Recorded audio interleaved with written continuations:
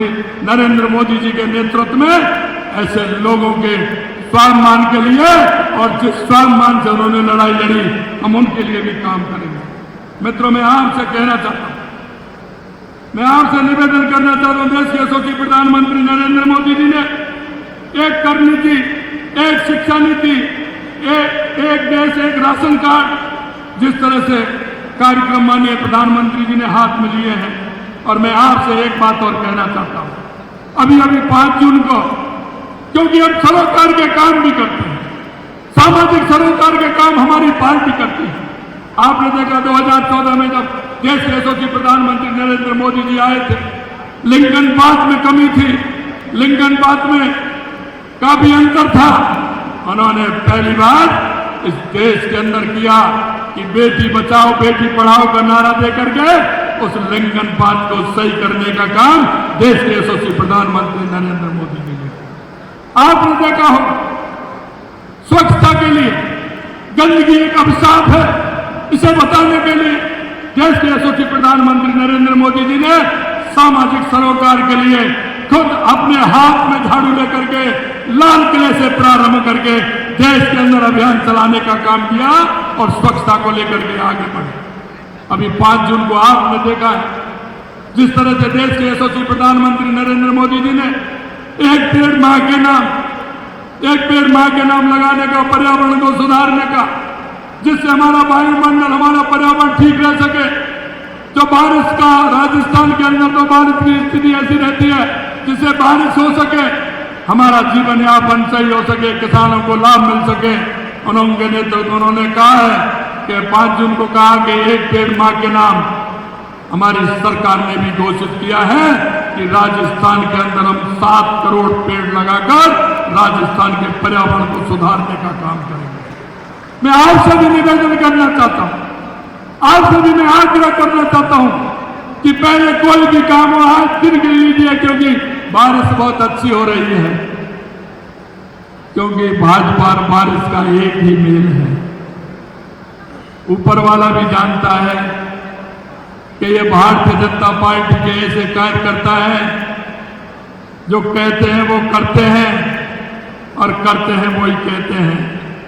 तो उनको भी पता है, आप देख रहे हैं बारिश अच्छी हो रही है।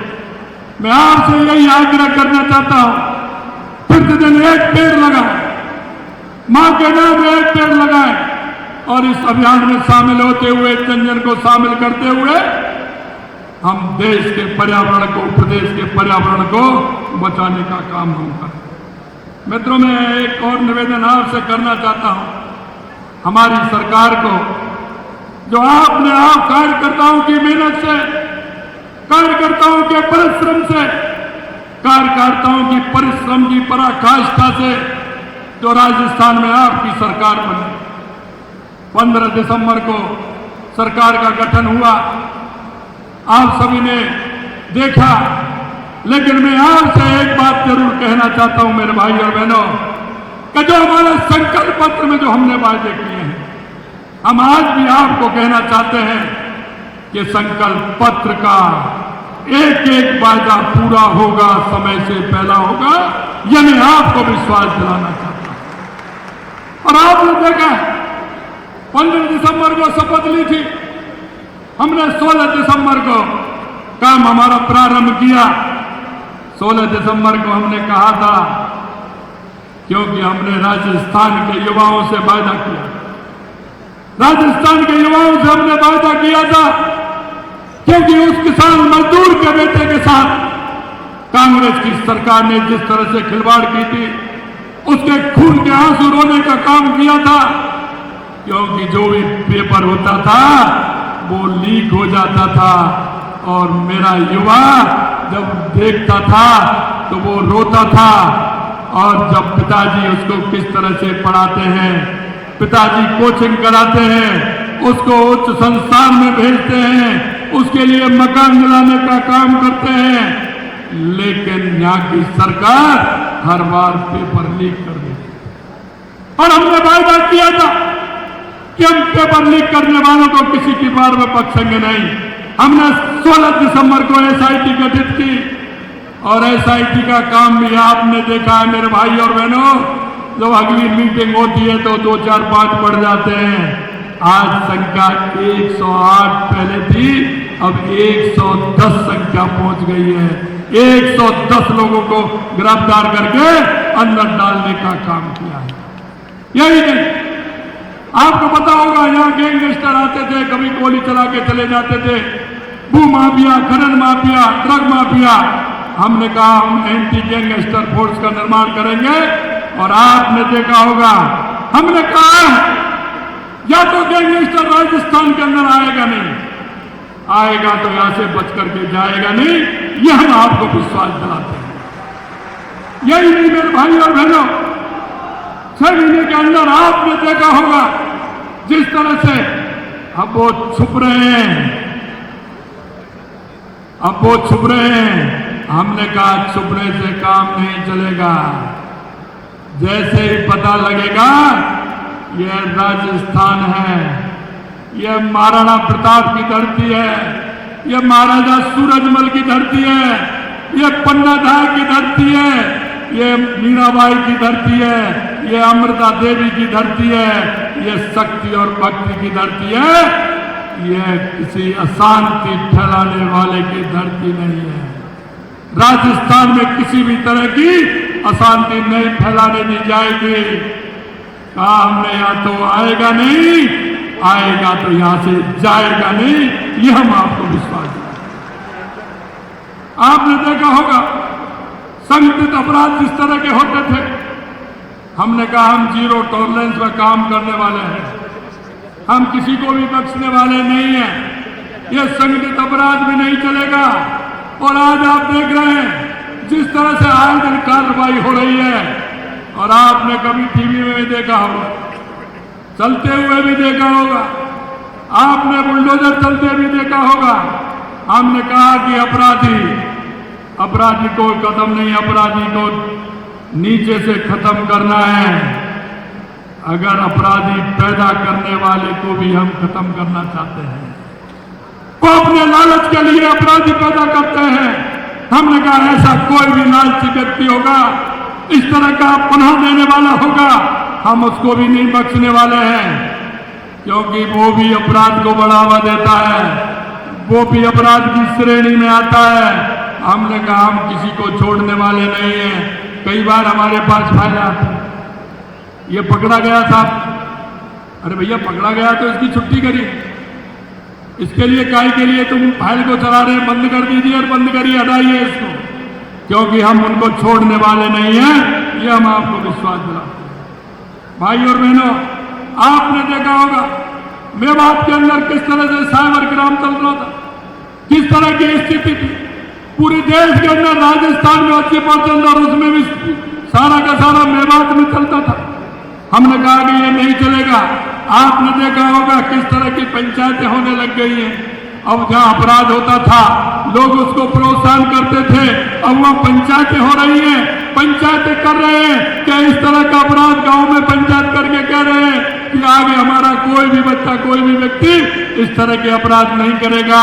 उनका हाल भी आपने देखा है, और हमने कहा है कि हम किसी भी तरह से कोई भी क्राइम होगा जो हमारे लोगों की लूट करने वाला है, धोखे से पैसा लेने वाला है, उसको हम किसी कीमत पर नहीं छोड़ेंगे।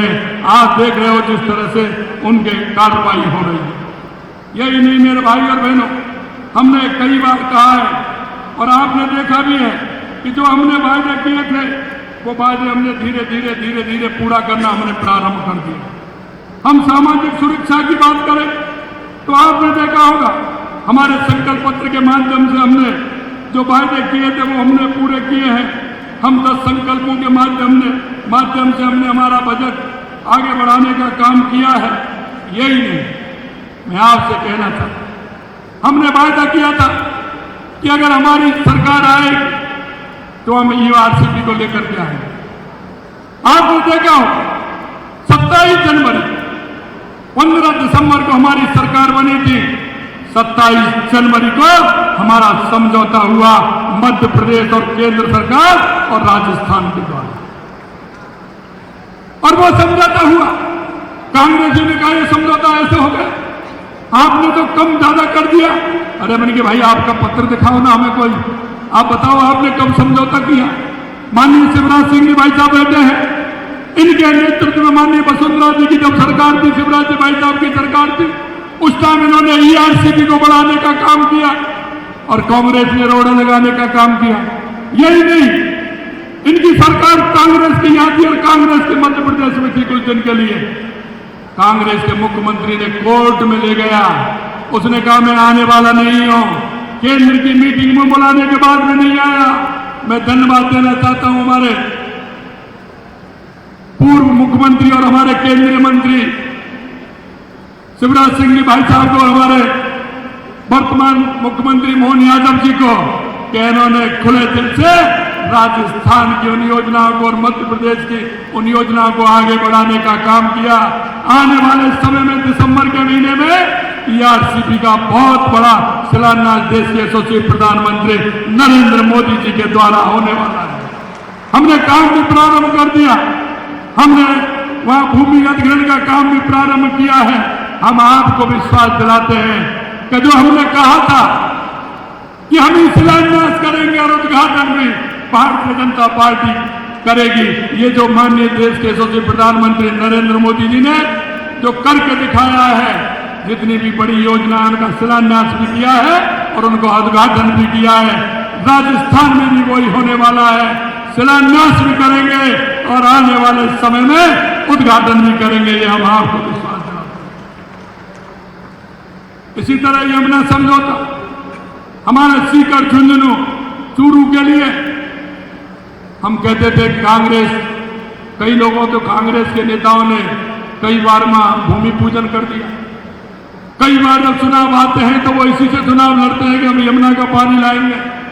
लेकिन मैं आपसे कहना चाहता हूं भाई और बहनों, जब हमने अधिकारियों से कहा भाई कुछ पेपर निकाली है, कब किस किस ने कब कब पत्र लिखे, जरा हम ये तो देखें, उसके आधार पर हमारे काम को आगे बढ़ाएं।